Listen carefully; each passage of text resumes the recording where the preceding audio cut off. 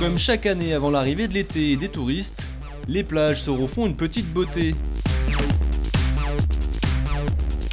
Mais malgré tout, l'érosion diminue peu à peu leur taille. Les plages du Languedoc-Roussillon sont particulièrement concernées. Le BRGM mesure cette érosion à l'aide d'outils très précis.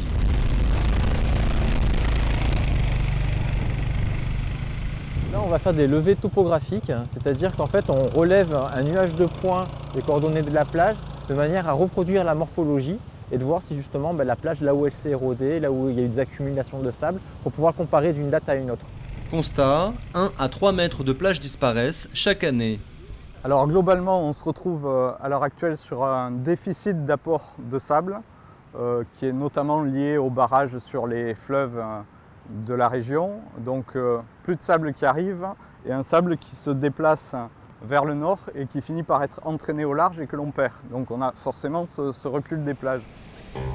De plus, le sable qui circule le long du littoral est piégé par différents aménagements comme les ports. Du coup, d'autres pièges à sable ont été rajoutés sur les plages pour pallier au manque et protéger les habitations. Des épis par exemple, des enrochements de plusieurs dizaines de mètres de long. Ici sur la commune de Frontignan, ces épis sont en cours de réaménagement. Un certain nombre d'épis avaient été réalisés et au départ le sable allait pratiquement au bout des épis. Et puis au fil du temps, les différentes tempêtes ont érodé l'ensemble du dispositif. Et aujourd'hui, on est en train de reconstituer effectivement ce dispositif avec la reprise des épis en enrochement et, dans un deuxième temps, du rechargement en sable. Donc ici, on voit bien là où l'eau est arrivée, c'est-à-dire jusqu'en haut du cordon. Et on voit bien les enjeux de la réhabilitation de ces épis qui permettront de redonner un peu d'air effectivement à la protection des habitations qui sont juste derrière. On est bien dans une zone qui est aujourd'hui dans une zone qu'on appelle à risque de submersion marine, c'est-à-dire qui peut être lors de tempêtes très importantes envahie par les eaux. Problème, ces épis pièges à sable amplifient l'érosion des plages suivantes et entraînent par la suite des travaux d'Hercule.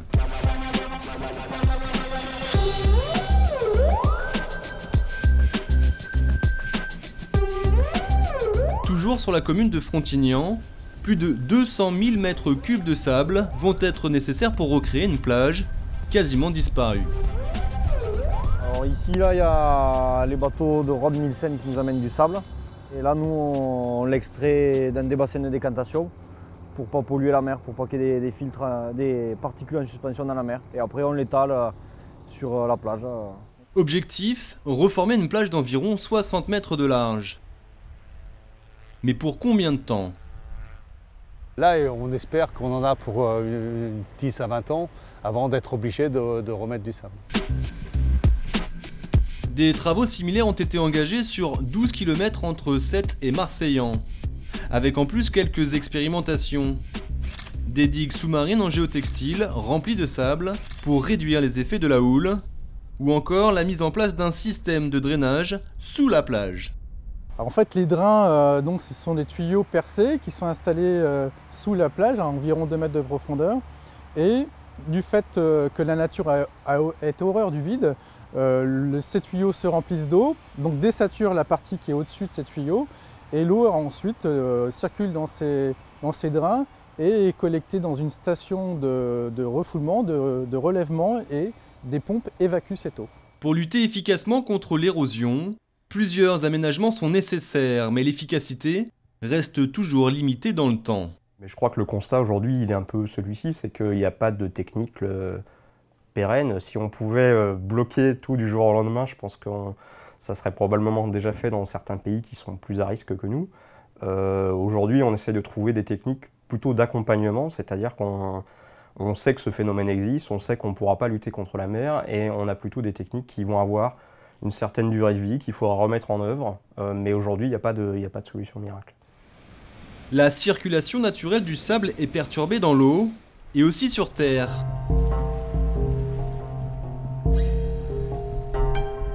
L'urbanisation sur le cordon dunaire l'empêche de voyager. Entre les communes de la Grande Motte et Carnon s'étire une plage réhabilitée d'environ 6 km, propriété du Conservatoire du Littoral. L'objectif a été de reconstituer ce cordon dunaire. Alors nous sommes ici à l'endroit où il y avait une route départementale qui longeait les plages pour relier la commune de Carnon à celle de la Grande Motte.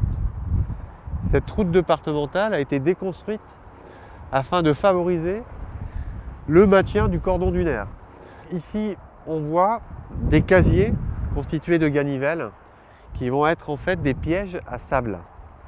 Le vent pousse le sable est capturé et on voit ici déjà des dépôts qui se sont faits tout récemment.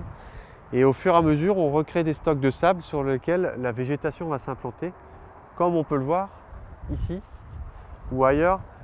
Plus on va vers la plage, plus ce processus a été mis en place et on voit déjà les stocks de dunes qui se sont reconstitués.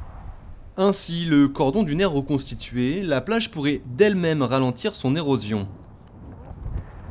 Ce stock de sédiments va évoluer naturellement. Donc une partie va repartir en mer, ce qui fait qu'on va avoir des hauteurs de mer assez basses. Une partie, en fonction des vents marins, va être réinjectée dans le site. L'homme essaie de recréer artificiellement ce que la nature faisait depuis des siècles et qui a été rompu par les aménagements. On va nous dire ceci coûte de l'argent, on remet du sable, le sable part à la mer, mais toutes les études qui ont été faites aujourd'hui démontrent que le bilan coût et avantage est tout à fait pertinent eu égard à ce qu'on peut faire en termes d'aménagement en dur. Ce concept séduit de plus en plus, mais pour recréer un cordon dunaire, il faut une certaine largeur de plage. Vous voyez ici, donc là, et pour l'obtenir, une des possibilités est de faire reculer l'urbanisation. Nous sommes sur la commune de Villas, où des négociations sont en cours avec les professionnels du tourisme. donc vous voyez ici donc, le nouveau cordon dunaire qui a été entièrement refait. Ici, donc là où nous sommes, il y aura donc une piste piétonne et une piste cyclable. Et vous voyez ici, derrière les clôtures, donc l'hôtellerie de plein air, donc ce qu'on appelle les campings, avec les mobil-homes qui sont à la location en été, qui ont d'ores et déjà été relocalisés, qui se sont reculés sur la base donc, du recul stratégique, qui ont donc été relocalisés, qui ont reculé par rapport donc, à l'implantation du nouveau cordon dunaire. Toutes les acquisitions foncières ont été faites à l'amiable. Donc là, notamment avec donc, par exemple ce camping, nous avons les services de la communauté d'agglomération et les services de l'État et la ville de Villas ont procédé aux acquisitions à l'amiable. Donc il n'y a pas eu de problème pour le recul. De l'autre côté du grillage, le patron du camping. Il nous montre les conséquences de ce repli. Voilà, on voit bien ici donc l'endroit, l'emprise de ce nouvel ouvrage. Et puis nous on va retravailler, on est en train d'attendre qu'ils nous mettent le grillage définitif pour pouvoir faire un passage ici, qu'on essaie de finaliser un petit peu les choses. Mais là on voit bien, donc on a perdu environ ici une vingtaine de mètres à peu près par rapport à l'ancienne dune. Ce chef d'entreprise nous avoue ne pas être très touché par ce recul, contrairement à d'autres. On a eu l'accord pour relocaliser 26 emplacements sur les 41, donc en fait on en perd que 15 secs, le reste on va pouvoir les relocaliser. Plus on va partir vers l'est, plus la problématique va être importante et plus ça va être difficile puisqu'il y a des établissements qui vont perdre des bâtiments, des restaurants, des sanitaires, pour certains beaucoup plus d'emplacements que ça, et là il y a un vrai enjeu économique qui est très important. Par crainte de faire fuir les touristes, le camping le plus concerné refuse de témoigner. Il s'oppose à ce projet et il n'est pas seul. Ce recul concerne aussi des habitations, environ une vingtaine. On est sur la zone, sur la côte ouest, qu'on appelle la côte ouest, secteur du Petit Mousse. Ça c'est la maison de la famille, qui date des années 53-55. Monsieur Sotomayor connaît donc bien les lieux. Là il faut s'imaginer, à l'époque, avec 60 mètres de plage devant des rochers. Aujourd'hui, sa maison est sur le tracé du recul, mais pas question de partir. On n'est pas sur l'Atlantique, d'accord. La Méditerranée, c'est un autre phénomène, d'accord. On le connaît. Nous sommes là depuis toujours, nous. Le phénomène d'érosion, comme je vous dis, il a été déplacé de la côte est vers la côte ouest. À cause des fameux épis et autres aménagements en mer. On nous a posé le problème. Et aujourd'hui, leur solution, c'est de nous mettre dehors, de nous faire partir. Voilà, et ça, nous ne l'acceptons pas. La partie s'annonce donc difficile. Le tourisme est un enjeu économique majeur pour toutes les communes du littoral. Et à ce titre, entre 2007 et 2015, pour le seul département de l'Hérault, 100 millions d'euros ont été engagés pour restaurer des plages qui restent néanmoins très vulnérables.